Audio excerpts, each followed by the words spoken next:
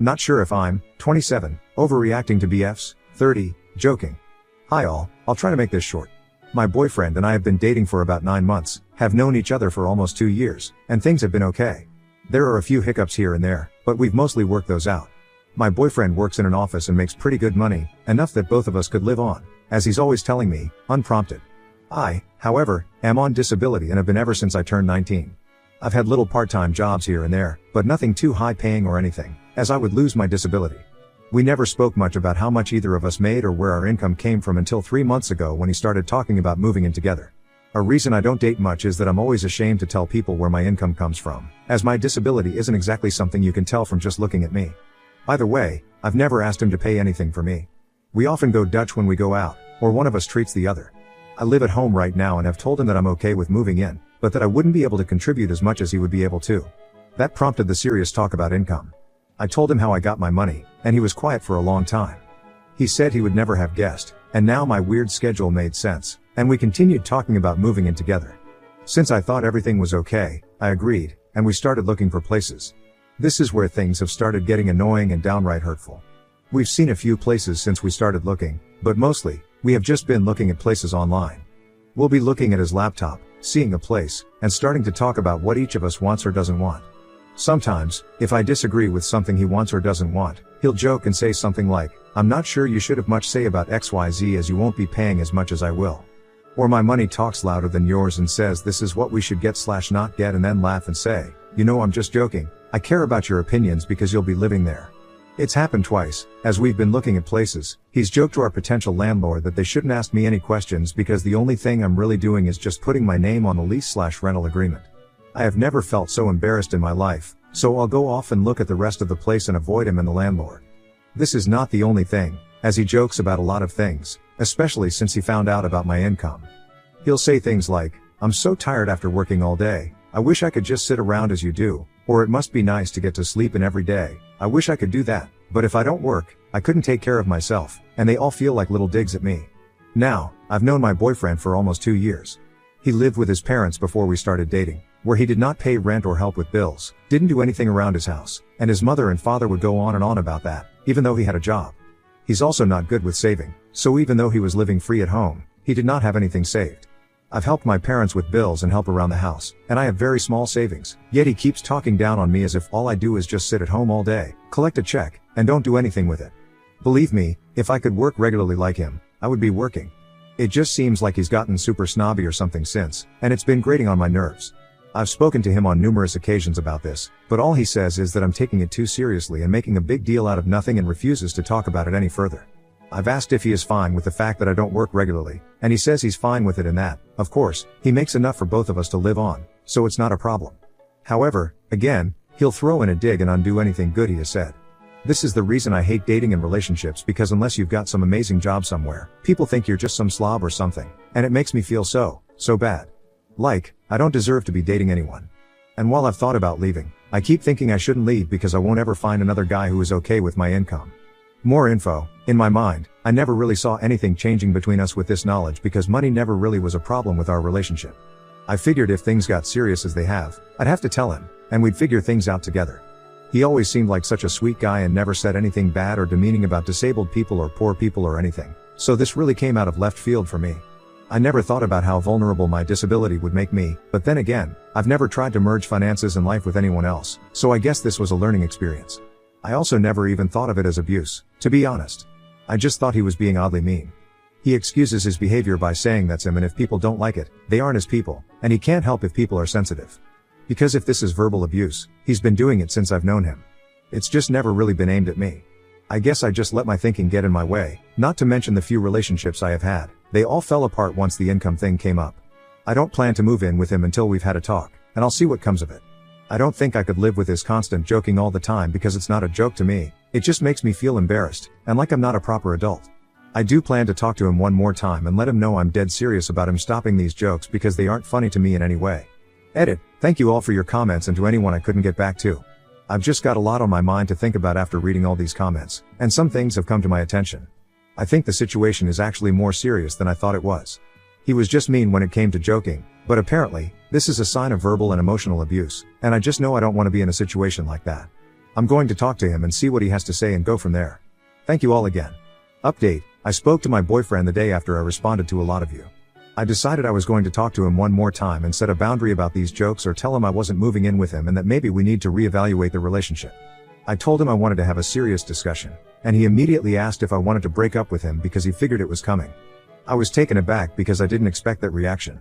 I didn't say anything at first, but then I told him that I wanted to talk to him about his jokes and, honestly, his behavior in general when it comes to people and making fun of them in such a mean way, especially when they ask him to stop. I also did a little reading on verbal abuse and abuse in general, and things were a lot more clear. So, he listened to me and then told me that he didn't like people trying to change him. He said that his last girlfriend had tried to do the same, and she couldn't accept him for who he was. He thought I would be different because I was more understanding and fun. I'll admit, that is probably one of my flaws, that I try to understand everyone's position about most things and give them far too many chances. There are exceptions, but for the most part, I will try to understand someone and work with them on it. I asked him if she, his ex, and the overweight friend were the only ones who had left him over this behavior, and he told me that he'd lost a lot of friends and that dating was hard because women tended to cut out pretty quickly. In his words, this happens because people are too sensitive and want him to change how he is. He seemed very stuck on being accepted as he is and angry about people trying to change him. I changed direction and asked him if he actually thought anything was wrong with what he said. I used my experiences, specifically, and told him about how I felt when we were looking at places, and he said what he said to the potential landlords. He, of course, said they were jokes and that he'd never think less of me because of how much money I made because he kind of figured I didn't make a lot because of how I tended to do things. I asked him to elaborate, and he said how I was always on things like Groupon using coupons at stores or wanting to go out when places had specials or something, and he was never around anyone who needed to do that type of thing. So, I told him that I did think he has a problem with people who earn less and don't live a similar lifestyle to him and that, maybe he just didn't see it. That, sometimes, we are trying to be good because we have these thoughts of how we should be on the surface, and we try to follow them. But when it's closer to home, our real feelings come out because we're faced with it more, and I told him that was okay, but that I didn't think it would work for us, that he might be more comfortable with someone who makes the same amount as him and can contribute how he'd like. He interrupted me and told me he didn't want someone like that because he couldn't be himself around someone obsessed with money and material things. Not what I said, by the way, that they'd be too concerned with money and he liked me because I wasn't that way. I kind of ignored that, but it kind of told me that he either doesn't want someone who has as much power in the relationship as he has, or he thinks women who want more/expect more of him are gold diggers or someone trying to take advantage in some way. I don't know. Anyway, I continued and told him that even if he felt they were just jokes, they were wearing on me and my self-esteem, and I couldn't live that way. I also told him that it's natural for people not to want to change when they've been a certain way for a long time, and so it seems right to us, but that change can be good, that maybe therapy could help with that. I told him that it's wonderful to be accepted for who you are, but if who you are is, well, jerkish, people are a lot less likely to accept you unless they are also jerks, and nothing good can come from a bunch of jerks getting together because they'll be toxic to other people, as well as to each other, and I told him I think he's better than that he deserves much better. That any woman he truly loves deserves much better than being verbally abused and made to feel like they aren't as equal or worthy. He sat there and didn't say anything for a while, he just looked at me and sighed a lot. He finally said he was disappointed in me for wanting to abandon him because he thought we were true soulmates, and he couldn't believe I was saying such abusive stuff about him. I was shocked he was calling me abusive because I didn't think I was being abusive by telling him why I didn't want to continue if this is how he will act and that the way he acts is not, well, good. Maybe I went a little far in saying anything about a future girlfriend, but I guess I wanted to impress on him that, if his friends and partners keep leaving because of this behavior, everyone will keep leaving. The only partners willing to stay will be someone who dishes it just as well as they take it, and he knows he's actually very sensitive and wouldn't like that, or it'll be someone who lacks any self-esteem and he'll make her feel even worse about herself until she breaks down. I could feel myself getting to that point, and that's why I'm so angry and frustrated. Not only with the fact that he was now turning all this around to me being abusive, but that he still didn't really seem to get what I was saying about my feelings. It made me realize, yes, I need to leave this situation and I do feel bad about it because I do feel like I'm abandoning him, but at the same time, it just doesn't seem like my feelings or anyone's are important to him, so why should I stay with someone who doesn't seem to get that his behavior isn't exactly such that gets people to stay in his life? I realized I probably wasn't going to get to him, and the conversation itself had me shaking because I was upset and disappointed myself. However, looking back, I could see signs that this is who he is. Other people's feelings just don't mean a lot to him, and doing some soul searching, I realized that I, stupidly, thought he would change over time, but waiting on that is wearing on me, and our last conversation tells me that he doesn't see anything wrong with what he does, so it's unlikely he will change. He didn't seem interested in saying anything else besides that he was sorry I felt the way I did. I told him that I thought we needed to give up on things and find someone better for ourselves elsewhere. He didn't say anything, so I just left. A few hours later, I got a confusing text from him telling me that he hadn't seen who I was and that I had abusive tendencies. I didn't respond and just blocked him on everything. I'm sad things ended the way they did, but it was probably for the best. I'll either be good alone, or I'll find someone who I work better with.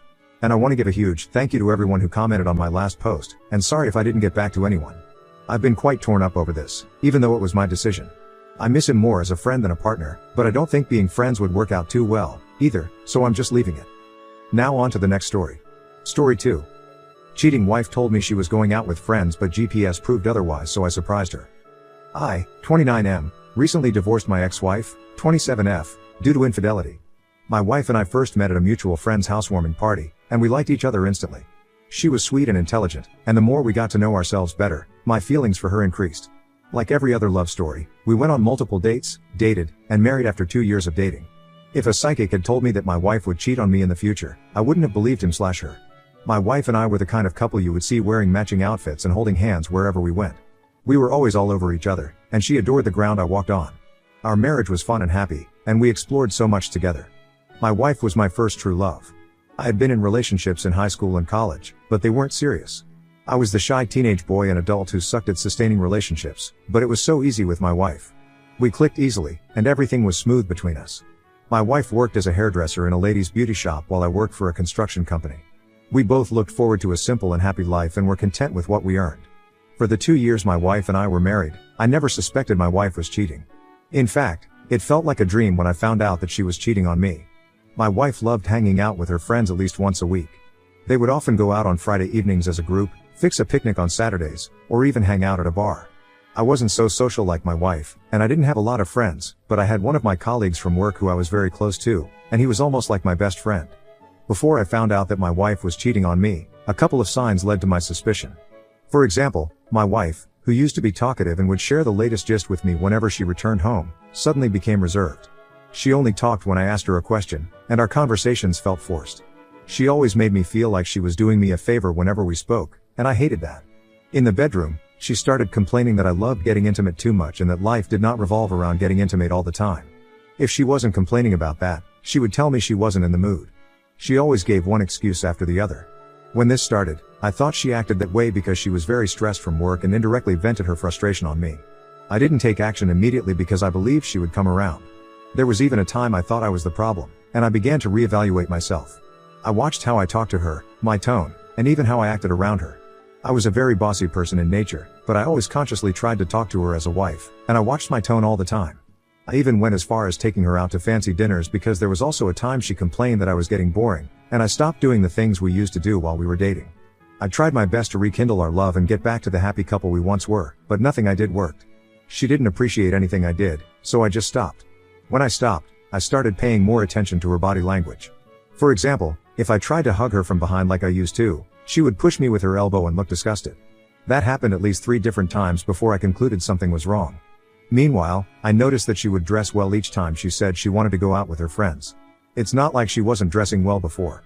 She seemed more excited and took more time to do her makeup and hair. The truth was, I suspected she was seeing someone, mainly because of her changes, and I planned to confront her once I had proof. I wasn't the kind of man who would wait 10 days or for eternity to plan a stupid revenge before I confronted her. I had serious anger issues, and I'd teach her a lesson before we got to the revenge part. One day, I was at home on a weekend, thinking of ways to find out if my wife was having an affair behind my back. Our relationship had gotten worse, and we were almost like a male and female roommate living together, and we only spoke to each other for important reasons. I watched my wife dress up, do her hair, and do her makeup. Before she left, she said she was going out with the girls, and she left. For some reason, my instincts told me she was lying. I can't explain why, but I strongly believed she was lying. So, after she left, I called one of her girlfriends and pretended like I wanted to speak with my wife. I claimed I kept calling her number, but she wasn't taking my calls. When I explained everything to her, her friend was confused because she was across the country and didn't have plans to meet with my wife that weekend. Her friend also said that before they all hung out together, they would announce it on their private WhatsApp group chat, but there was no announcement, and she was sure my wife wasn't hanging with the other girls. Immediately I heard this, I knew she had either gone to be with her lover or she had to be somewhere else. I wasn't even bothered about finding her because I knew I could track her by GPS. Without wasting time, I left the house and followed her GPS, and it led me to a football stadium. To confirm this, I saw my wife's car parked outside and knew she was there. There weren't many people in the stadium, making it easier to spot her. When I saw her, I was shocked to see her with her little sister's high school football coach, and she was in his arms, laughing and kissing him regularly. The sight alone made me so furious. I wanted her to know I had seen her, so I walked to her and her app, took out my phone, and started making the video as she walked to them. I was even talking in the video as if I was addressing her parents and showing them how much of a horrible daughter they raised. When my wife heard my voice, she turned in my direction, and her face became pale when she saw me. She was so stupid to call my name and ask me what I was doing there, and I went straight and attacked the football coach. At that moment, I wasn't thinking straight.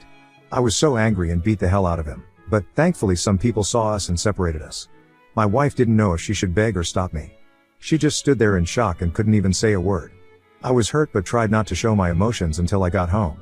When I got home, I cried a bit and spent a lot of time throwing out her stuff on our lawn. I also sent the video I recorded to her parents, and they were so disappointed and angry at her. Her sister was the most disappointed because she could not believe my wife would have an affair with her football coach. My wife did not come home that day. She came home the next day and kept banging on my door so I could let her in for us to talk. I told her I'd call the police if she didn't get off my property, and when she didn't leave, I called the police on her. She even resisted them and acted aggressively, so they took her away. Some days later, I received messages from Facebook, and it was my wife texting me with a new Facebook account. I had blocked her old Facebook account, and she begged me to take her back and allow her to explain everything. She claimed I was always so tired when I returned from work, and I didn't give her attention and time like I used to, and that pushed her to get the attention somewhere else. She also said she didn't love her app as much as she loved me and was only with him because of how he made her feel. I was slightly disappointed to hear that, but it still didn't change the fact that she betrayed me by cheating on me. When I told her we were getting divorced, she pleaded that I shouldn't make a decision I would regret, and I should give her a second chance. How bold of her. Long story short, we ended up divorcing, and her parents disinherited her. As for her affair partner, her parents reported him to the school, and the school was tired of always getting different parents complaining about the same thing, so he was fired. Though this happened long ago, and I moved on, it still hurts. I have decided to channel the pain and focus on something more productive. For now, I no longer have the time for women, and I don't think I will anytime soon.